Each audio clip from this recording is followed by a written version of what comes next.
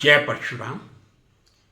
सभी मित्रों को आज 29 अप्रैल परशुराम जयंती की अनेकों अनेक शुभकामनाएं। परशुराम जी का जन्म हम सबको मालूम है, अक्षय तृतीया के दिन हुआ था और अक्षय तृतीया कल 30 अप्रैल को मनाई जाएगी। सबसे पहला प्रश्न यही मस्तिष्क में उठना चाहिए, यदि परशुराम जी का जन्म अक्षय तृतीया को हुआ था और वो अक्षय क्षमताओं के या अक्षय क्षमताओं से परिपूर्ण थे, आज क्यों मनाया जा रहा है? सबसे पहले इसका स्पष्टीकरण देना चाहूंगा। परशुराम जी का जन्म सतयुग और त्रेता के संधि काल में, सतयुग और त्रेता के संधि काल में भी प्रदोष काल में हुआ था। प्रदोष शब्द किसको कहते हैं? प्रदोष काल सूर्य अस्त से 45 मिनट पहले और सूर्य अस्त के बाद 45 मिनट, जो 90 मिनट का समय होता है, उसे प्रदोष काल कहा जाता है। क्योंकि परशुराम जी का जन्म प्रदोष काल में हुआ था और आज तृतीया मध्याह्न के बाद प्रारंभ हो जाएगी और कल साय प्रदोष काल में तृतीया नहीं रहेगी। इसीलिए आज ही परशुराम जी की जयंती मनाना पूरी तरह से तर्कसंगत है। परशुराम जी का जन्म हम सबको मालूम होगा, भृगु महर्षि या महर्षि भृगु के पुत्र महर्षि जमदग्नि, जो ब्राह्मण कुल से थे, भार्गव गोत्र से थे और कहीं कहीं यह भी उल्लेख है कि गौड़ ब्राह्मण कुल से थे। ये मैं निश्चित रूप से नहीं कह सकता, लेकिन भार्गव गोत्र से थे, ये अपने आप में पूर्णतः स्पष्ट है। पिता ब्राह्मण महर्षि जमदग्नि और मां रेणुका क्षत्रिय परिवार से थी। तो परशुराम जी की माता क्षत्रिय, पिता ब्राह्मण थे, इसमें कोई संदेह नहीं है। परशुराम जी का जन्म कहां हुआ था, इसमें अनेक आपको अलग अलग स्थान देखने को मिल जाएंगे। कहीं उल्लेख मिलता है एमपी के इंदौर में, कहीं मिलता है उत्तर प्रदेश में गोरखपुर के पास बलिया में, और कहीं उल्लेख मिलता है हिमाचल प्रदेश के सिरमौर जिले में। इसमें कोई दो राय नहीं। हिमाचल के सिरमौर जिले में मां रेणुका के मंदिर के साथ एक स्त्री आकार की झील बनी हुई है, जिसे रेणुका झील के नाम से जाना जाता है, और वो समस्त हिमाचल वासियों के लिए एक बहुत ही पसंदीदा धार्मिक और पर्यटन का स्थल है। भगवान विष्णु के छठे अवतार परशुराम जी क्रोध में अग्रणी है, पिता आज्ञा में अग्रणी है, धर्मनिष्ठा में अग्रणी है। ऐसे परशुराम क्रोधी स्वभाव के थे। यह भी मैं बात कहने में कोई संकोच नहीं करूंगा, यदि क्रोध किसी सत्य के लिए होता है तो वो क्रोध प्रलय का रूप ले सकता है। यह परशुराम जी के जीवन से स्पष्ट होता है। मैंने आपसे कहा, ऋषि जमदग्नि और रेणुका जी की 5वीं संतान परशुराम जी थे। परशुराम जी के जन्म के बाद उनका नाम राम था, लेकिन भगवान शिव के परम भक्त थे और शिव ने ही जब उन्हें परशु, जिसको हम सामान्य भाषा में परसा कहते हैं, जब भगवान शिव ने उनकी तपस्या से प्रसन्न होकर उनको परसा या कुल्हाड़ी प्रदान की थी, तब से उनका नाम परशुराम हो गया था। यही नहीं, भगवान राम ने जो स्वयंवर में धनुष तोड़ा था, वो पिनाक धनुष भी भगवान शिव द्वारा ही उनको प्रदान किया गया था। थे भगवान विष्णु के छठे अवतार, लेकिन शिव के अनन्य भक्त थे। फ्रेंड्स, पिता की आज्ञा का किस तरह पालन किया जाता है? 5 भाई थे, सबसे छोटे परशुराम जी थे। एक बार महर्षि जमदग्नि जी ने घर में हवन के लिए उनकी माता रेणुका से कहा कि आप गंगा जल के तट पर जाकर गंगा जल ले आइए। जब रेणुका जी गंगा जल लेने गई, तब वह चित्ररथ को अप्सराओं के साथ विहार करता हुआ देखकर मोहित हो गई थी। क्रोध परशुराम जी में ही नहीं था, उनके पिता भृगु ऋषि में भी था, जमदग्नि में भी था। इसी क्रोध के कारण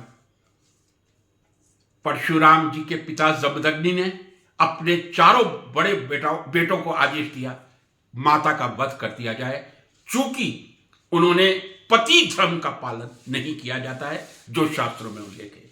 चारों भाइयों ने मना कर दिया था, कोई भी माता का वध करने का साहस नहीं करेगा। अब यहां दो बातें सामने आती हैं शास्त्रों में जो मैं उल्लेख करूंगा। एक उल्लेख यह है कि परशुराम जी ने क्रोधित होकर अपने चारों बेटों का वध कर दिया था। एक जगह यह आता है जब उन्होंने परशुराम जी को माता का वध करने के लिए कहा था तो चारों भाई बीच में आ गए थे, उनका वध कर दिया गया था। तीसरी किंवदंती यह है कि पिता जमदग्नि ने चारों भाइयों को यह आदेश दिया था कि आप एक तरह से अनिद्रा की स्थिति कह दो या मूर्छित अवस्था कह दो, वो सबसे अच्छी होगा। इन तीनों में से कौन सा सही है ये मैं नहीं निर्णय कर पाया हूं, कृपया आप देख लें। लेकिन ये बात पूरी तरह से सही है, चारों भाई या तो परशुराम जी द्वारा या पिता जमदग्नि जी के द्वारा और या उनके श्राप के द्वारा मूर्छित हो गए थे या वध हो गया था, मैं नहीं कह सकता। फिर परशुराम जी को पिता जमदग्नि ने आज्ञा की थी मां रेणुका का वध कीजिए, और बिना सोचे समझे परशुराम जी ने माता रेणुका का वध कर दिया था। और उस वध से उनके पिता जमदग्नि इतने प्रसन्न हुए थे, उन्होंने परशुराम जी को कहा था 3 आप कोई भी मेरे से वरदान मांग सकते हैं। प्रसन्न थे जमदग्नि क्योंकि उनकी आज्ञा का पालन करते हुए उनके पुत्र परशुराम ने जमदग्नि की पत्नी या परशुराम जी की माता रेणुका का पुत्र ने वध कर दिया था। प्रसन्नता में जमदग्नि जी की बात का अनुसरण करते हुए परशुराम जी ने 3 वर मांगे थे। पहला, मेरे चारों भाइयों और मेरी माता को जिंदा कर दिया जाए। दूसरा, मेरी स्मृति से सदैव के लिए ये डिलीट हो जाए, चला जाए कि मैंने अपने चारों भाइयों, यदि उन्होंने किया था तो, और माता का वध किया था। और तीसरा वरदान मांगा था, मुझे अमरत्व प्रदान किया जाए। मित्रों, यहां मैं फिर एक ऐसे बिंदु पर आ रहा हूं जहां एक साइंटिफिक लॉजिक की आवश्यकता होती है। कहा जाता है परशुराम जी के मंदिर आपको कहीं नहीं मिलेंगे, और जो मैं उसका उल्लेख पढ़ पाया हूं, चूंकि उनको अमृतत्व का वरदान था। यह मैं आपको बता दूं, ऐसे 8 ही महान हस्तियां हुई हैं या हैं जिनको सदैव अमर रहने का वरदान प्राप्त है। उसमें मेरे परम श्रद्धेय बजरंगबली जी भी हैं। बजरंगबली जी को भी अमृतत्व का वरदान है, परशुराम जी को अमृतत्व का वरदान है। लेकिन मेरा वैज्ञानिक तर्क यह कहता है, यदि मेरे बजरंगबली जी के मंदिर हर शहर में, हर कस्बे में, हर गांव में मिलेंगे, तो इस कारण से कि वो अमृतत्व की प्राप्ति कर चुके हैं और कल की अवतार तक रहेंगे। जब 10वां भगवान विष्णु का अवतार परम घोर कलयुग में आएगा, तब तक परशुराम जी धरती पर आएंगे। ये कारण मैं नहीं समझ सका हूं।